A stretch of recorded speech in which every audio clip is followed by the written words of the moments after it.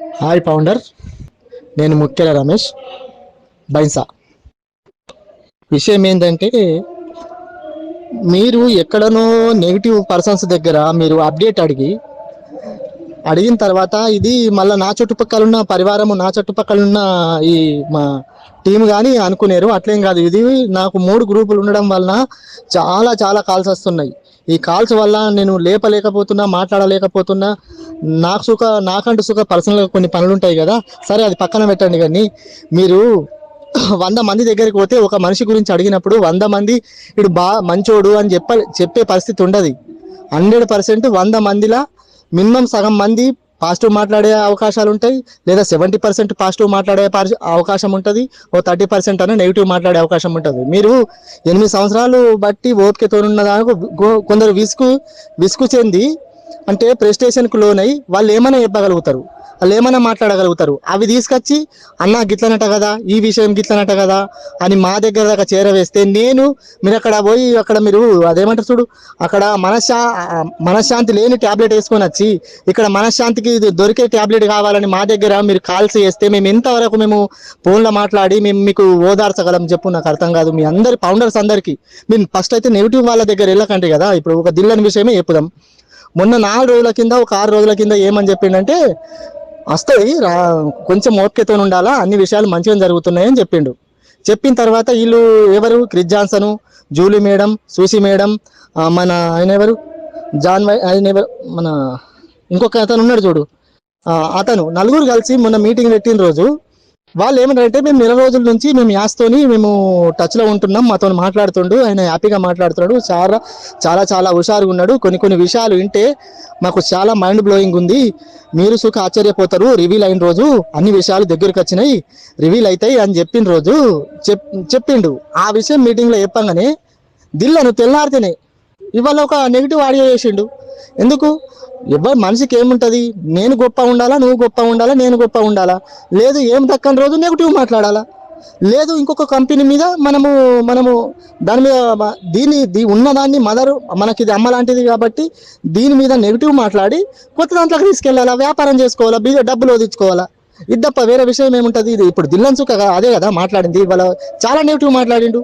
యాసును వదలలేదు, లేల్సిన మెంబర్లను వదలలేదు, అందరూ అంత సర్వమైన నేట. పెట్టుబడి పెట్టిందేమో యాష్ కన్నెక్క దిల్లన్కి తెలుస్తుందట. కాబట్టి ఇవన్నీ విషయాలు పక్కన పెట్టి దయచేసి మీరు ఫౌండర్స్, మీరు ఫస్ట్ అయితే నెగిటివ్ పర్సన్ దగ్గర పోయి మీరు అప్డేట్ అడగకండి, రిలాక్స్ ఉండండి.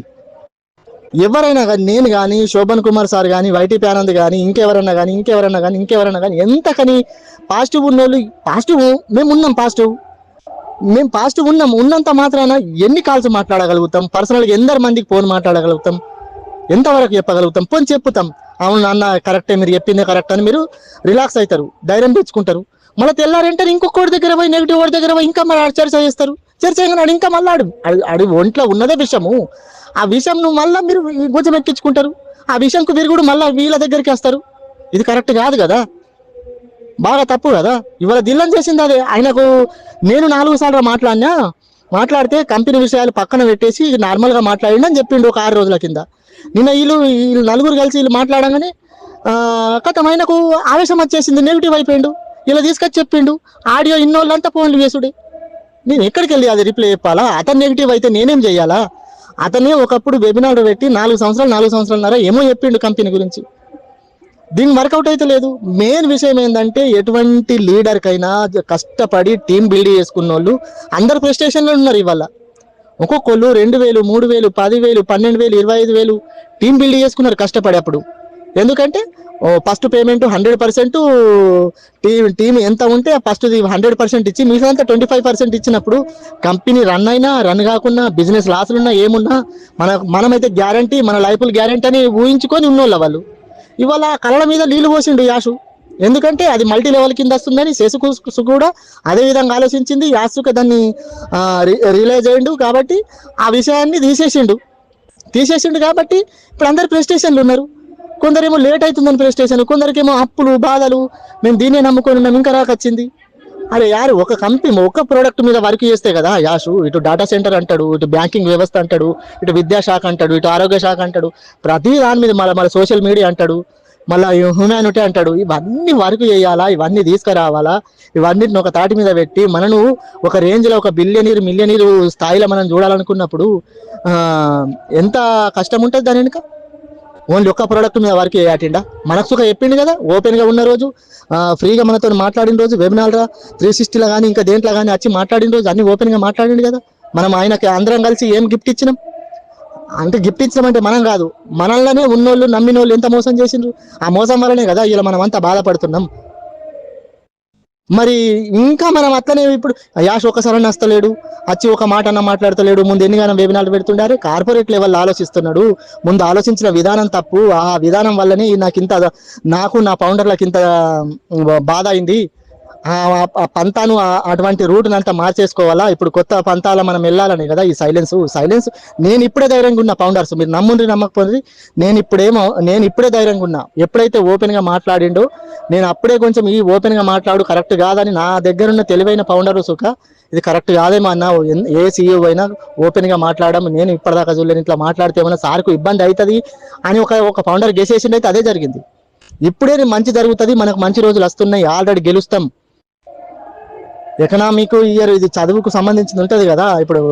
ఇప్పుడు ఫారిన్ కంట్రీలు కానీ, యూరోప్ కంట్రీస్ కానీ, ఇంగ్లీష్ కంట్రీస్, మన ఎక్కడైనా జూన్ జూలై ఆగస్టు గిప్పుడే చాలా అవుతాయి అంటే అంతకుముందే మనకు కొత్త ఓఎస్ ఇచ్చి మనకు ఏమైనా సంబంధించింది కోర్టుకు సంబంధించింది ఇవ్వాలని ఒక అగ్రిమెంట్ ఉన్నది కాబట్టి ఆ పేమెంట్లు ఇచ్చిన తర్వాత మనకు ఆటోమేటిక్గా ప్రొడక్ట్లు వచ్చిన తర్వాత విక్టర్ విత్ యాష్లా వీటికి సంబంధించిన వీడియోలు వచ్చిన తర్వాత ఒక ఓ కనెక్ట్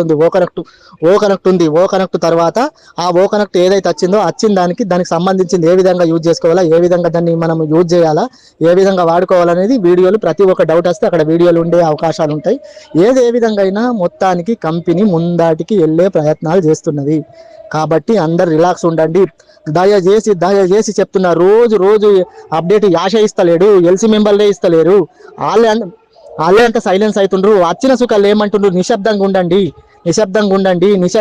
అని చెప్పిన సుఖ మనం నిశ్శబ్దంగా ఉండడానికి సిద్ధంగా లేము. కంపెనీ వచ్చిన తర్వాత మనం ఫస్ట్ అయితే మన జీవితాలు బాగుపడని. ఇప్పుడు మనతోటి మనం దీని మీద ఆధారపడి ఉన్నాం. నేనైతే ఆధారపడి ఉన్నా, ఎవరి పనులు వాళ్ళని చేసుకుంటూ దీని మీదనే ఇప్పుడు నేను చేసుకునే పని మీద నాకు 10% నమ్మకం ఉంటే ఈ ఆన్ప్యాష్ మీద 95% నమ్మకంతో నేను బతుకుతున్నా. నేను అంటే ఇప్పుడు సుఖ మన చుట్టుపక్కల పరివారంలో డబ్బులు ఓదిస్తున్నారు. వాళ్ళందరూ ఇట్లా చెప్పుకోటిరా, మా కంపెనీ వస్తుంది, మేము ఇది అయిపోతాం అదే అయిపోయినప్పుడు మనం చేసే పనులు, మనం ఇల్లు విల్లాను, మనం భూమో జాగనో, మన వెహికల్స్ ఏదో అవే ఆటోమేటిక్గా తీసుకెళ్తాయి కదా, సమాజానికి చూపెడతాయి కదా. సైలెన్స్గా ఉండండి అని ప్రతి ఎల్సీ నెంబర్ చెప్తున్నాడు, ప్రతి ఒక్కరు చెప్తున్నారు. మనం సైలెన్స్గా ఉందాం. మీరు నెగిటివ్ వాళ్ళ దోలుకోకండి. 100% గెలుస్తున్నాం.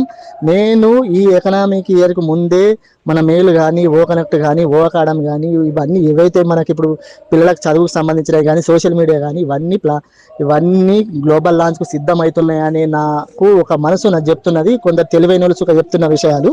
కాబట్టి మనం ఏప్రిల్ అనుకోవడంలో తప్పు లేదు, కానీ ఏప్రిల్ ఎందుకు అనుకోవాలా, మే అనుకోవాలా, ఏమవుతుంది, పోయేది ఏమున్నది. ఏప్రిల్ అయితే సంతోషపడదాం, కానీ ముందు మనము ఎదుటోళ్లకు ఛాన్స్ ఇవ్వకుండా మనది మనం సైలెన్స్గా ఉందాం, మన పని మనం చేసుకుందాం.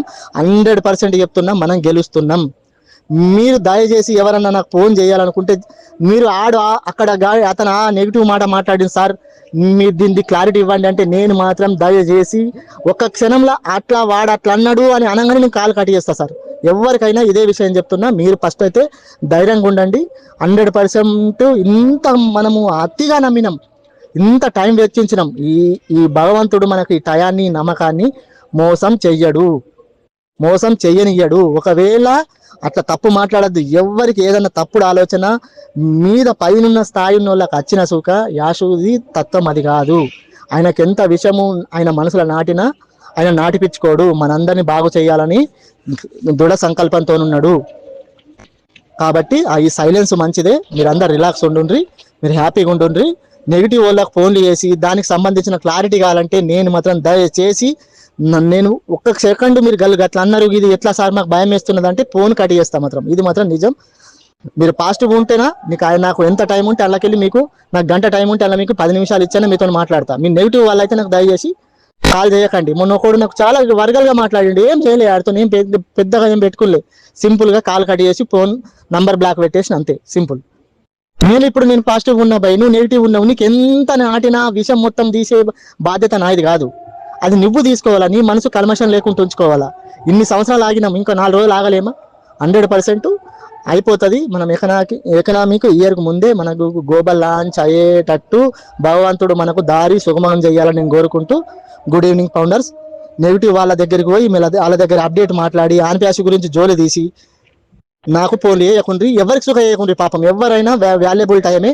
మీ మనసు నాశనం చేసుకునేది ఉన్నది నాశనం చేసుకోండి, కానీ పాపం ఆడు పాజిటివ్ ఉన్నోడికైనా పాజిటివ్ ఉంచుండ్రి. ఇంతే చెప్పాలనుకుంటున్నా. బాయ్.